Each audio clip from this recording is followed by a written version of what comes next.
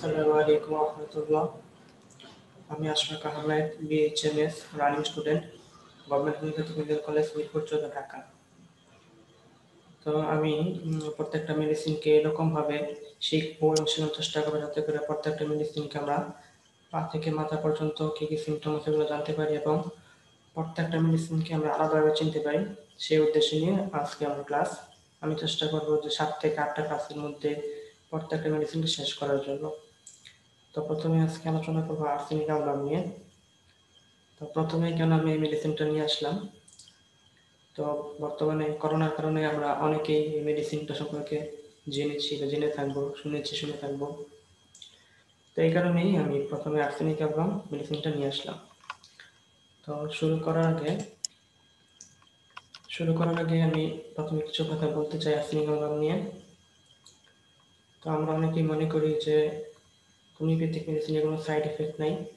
আসলে এই কথাটা সম্পূর্ণরূপে ভুল। কেন ভুল তার একটা বাস্তব প্রমাণ আমি আপনাদের বলে তারপর আর্সেনিক আমলাম শুরু করছি। আমরা সবাই জানি যে আর্সেনিক আমলাম একটা পয়জন। আর্সেনিক নামক পয়জন থেকে এরকম বিভিন্ন প্রক্রিয়ার মাধ্যমে পটেন টেস্ট করে তারপরে আমরা আর্সেনিক আমলাম মেডিসিনটা তৈরি করা হয়। তো এই পয়জনটা যে কতটুকু ক্ষতিকর এটা আমি একটা গল্প বলে শুরু করতে চাই। গল্পটা লিখেছেন doctor Nilmani Ghatak the metro medical মধ্যে। সেটা হচ্ছে 1911 সালের ঘটনা।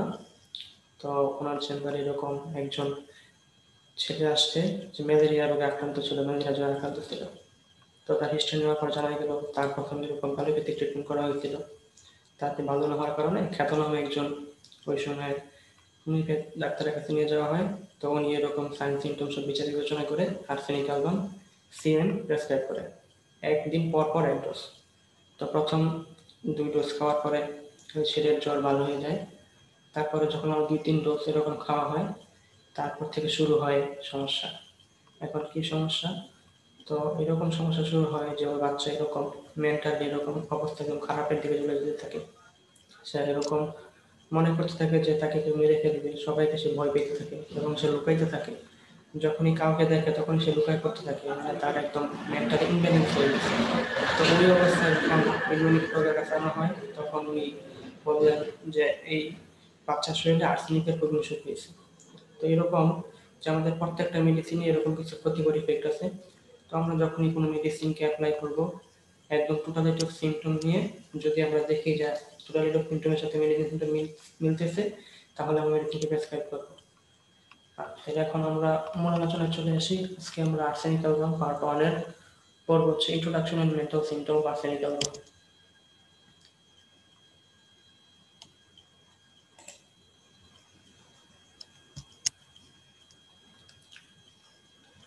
প্রথমে হচ্ছে আর্সেনিক অ্যালবামের scientific classification. Arsenic is a toxic and chemical element with symbol As. আমরা সবাই জানি আর্সেনিক হচ্ছে একটা বিষ, কেমিক্যাল সিম্বল হচ্ছে S, অ্যাটমিক নাম্বার হচ্ছে 30. Arsenic occurs in many minerals, usually in conjunction with surface and metal, and also as a pure element crystal. আর্সেনিকটা এরকম সারফেসে মেটাল আকার থাকতে পারে, ক্রিস্টাল আকার থাকতে পারে। Arsenic metalloid, it exists in various atmosphere all through the grade from has a important use in industry. ইন্ডাস্ট্রিতে খুব ভালো কাজে ইউজ করা হয়, ইম্পর্টেন্ট কাজে ইউজ করা হয়। এটা হচ্ছে একটা সায়েন্টিফিক ক্লাসিফিকেশন। তারপর আমরা সবাই দেখতে পাচ্ছি ছবিতে সোর্স হচ্ছে কি কেমিক্যাল এলিমেন্ট। এটার প্রবার হচ্ছে ডক্টর ক্রিস্টোফার ফ্লেক্সিবল বলবেন, যিনি হোমিওপ্যাথির আবিষ্কারকর্তা। তিনি এই মেডিসিনটাকে প্রয়োগ করে গেছেন হিউম্যান বডির উপরে।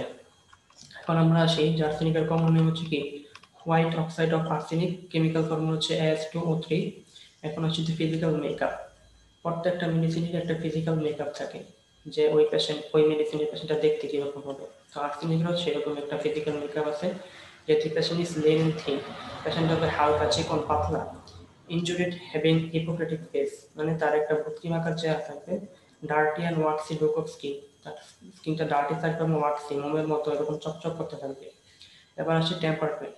টেম্পারমেন্ট হচ্ছে একটা মানসিক অবস্থা, যে টেম্পারমেন্ট এটা কি হচ্ছে ভেরি ফেস্টিডিয়াস, মানে খুবই খুঁতখুঁতে। Everything once neat and clean and in order, প্রত্যেকটা জিনিস এরকম সে নিট অ্যান্ড ক্লিন এবং অর্ডার অনুযায়ী চায়। এবার যদি এসে relation with hot and cold, এটা হচ্ছে চিলি পেশেন্ট। তারপর হচ্ছে মায়াজম হচ্ছে কি combination of psora syphilis and sycosis. মায়াজমটা হচ্ছে কি combination of psora syphilis and sycosis. Diathesis, scrofulous diathesis হচ্ছে রোগ আর প্রবণতা। এই হচ্ছে আর্সেনিক অ্যালবামের টেম্পারমেন্ট, ফিজিক্যাল মেকআপ, আর হচ্ছে এবার আমরা যদি আর্সেনিকের কিছু প্রত্যেকটা মেডিসিনের কিছু পিকুলিয়ার সিমটম থাকে, মানে যেই সিমটমগুলো না হলে মেডিসিন হয় না, এর মধ্যে থেকে আর্সেনিকের এরকম বাইরে নয় 4টা সিমটমস আছে যে সিমটমগুলো আর্সেনিকে থাকবে। কি কি? Anxiety, restlessness, frustration, burning. Anxiety হচ্ছে উদ্বিগ্নতা, রেস্টলেসনেস অস্থিরতা, ফ্রাস্ট্রেশন হচ্ছে নিরাশ, হতাশ, আর বার্নিং হচ্ছে জ্বালা। Are the characteristic symptoms of arsenic album, এই 4টা আর্সেনিক অ্যালবাম পেশেন্টে থাকবে। এখন যদি আসি আমরা এতক্ষণ করলাম ইন্ট্রোডাকশন করলাম, এবার যদি আসি আমরা মেন্টাল সিমটমে, তাহলে কি হবে? দি অ্যাংজাইটি ইজ ইন্টারনিগ্লেটেড উইথ ফিয়ার, মানে তার রাগটার সাথে, ইন্টারনিগ্লেটেড মানে হচ্ছে একত্র হয়, তার রাগের সাথে ভয়, অ্যাংজাইটি উদ্বেগ আর ভয়টা একত্রিত হয়। সুইসাইডাল ইম্পালস, সে সুইসাইড করতে পারে। সাডেন ফ্র্যাক্সমিনিয়া, ফ্র্যাক্সমিনিয়া হচ্ছে হঠাৎ করে সে মনে করলো যে আমি সুইসাইড করে ফেলবো, মানে ফ্র্যাক্সমিনিয়া এটা একটা মেন্টাল কন্ডিশন, যে হঠাৎ করেই তার মনে হলো যে সুইসাইড করে ফেলবে। সাথে কি থাকবে? উদ্বেগতা এবং ভয় থাকবে, আর সে ভয়ের কারণে সুইসাইড করতে পারবে না। তারপরে যদি আসি যে restlessness in which he constantly move, তার এরকম রেস্টলেসনেস করতে থাকে এবং কনস্ট্যান্টলি মুভ করতে থাকে, moving from one place to another, and when fully exhaust he gets back into bed, যখন সে পুরোপুরিভাবে ক্লান্ত হয়ে যায় তারপরে সে আবার বিছানায় ফিরে আসে।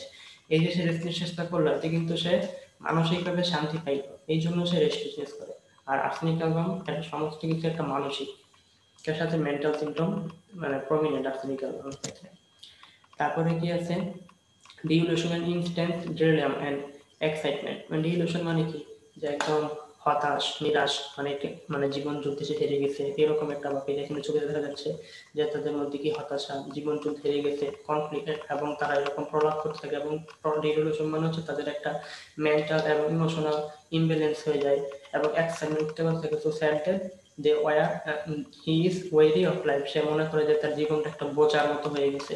তো এরকম আর্সেনিক অ্যালবাম পেশেন্টের এরকম নিরাশা, হতাশা এরকম থাকে মেন্টাল সিমটম। তারপরে হচ্ছে মেন্টাল সিমটম কি থাকে? It seems that he cannot live, সে মনে করে যে আমি আর বাঁচবো না। The state prevails in all disease intermediate with prostration, এইতে সে মনে করে যে আর বাঁচবো না, এই সিমটমটার সাথে আর কি থাকে? পোস্টেশন থাকে, হতাশা, নিরাশা থাকে। প্রিভিলেজ প্রত্যেকটা ডিজিজের ক্ষেত্রে এরকম থাকে যে সে মনে করে যে আর বাঁচবে না, সাথে হতাশা থাকে, প্রচুর হতাশ থাকে।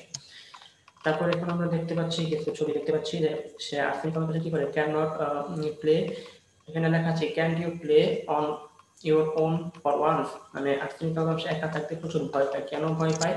এই চিত্র দেখতে পাচ্ছে যে ফিয়ার্স, সে মনে করে যে কেউ তাকে ফলো করতেছে, সে মনে করে যে কেউ তাকে ফলো করতে তাকে মেরে ফেলবে।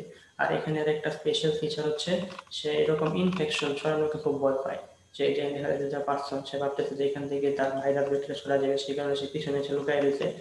তো এরকম আমরা যদি এরকম কারো কাছে রেপার্টরি থাকে বা যারা রেপার্টরি ভালো পারেন, তারা যদি রেপার্টরিতে সার্চ দেন যে পেয়ার অফ ইনফেকশন বা পেয়ার অফ ভাইরাস, তখনই প্রথমেই কিন্তু আর্সেনিক অ্যালবামের নামটা আসবে। তো এই হলো আমার প্রথম ক্লাসের সংক্ষিপ্ত আলোচনা, যে আর্সেনিক অ্যালবামের ইন্ট্রোডাকশন আর মেন্টাল সিমটমের উপরে। আর এই হলো আমার রেফারেন্স, যে বইগুলো থেকে আমি এই তথ্যগুলো কালেক্ট করছি। আশা করি সবাই বুঝতে পারছেন যে আর্সেনিক অ্যালবামের যে পেশেন্টের মেন্টাল সিমটমটা কীরকম হয়।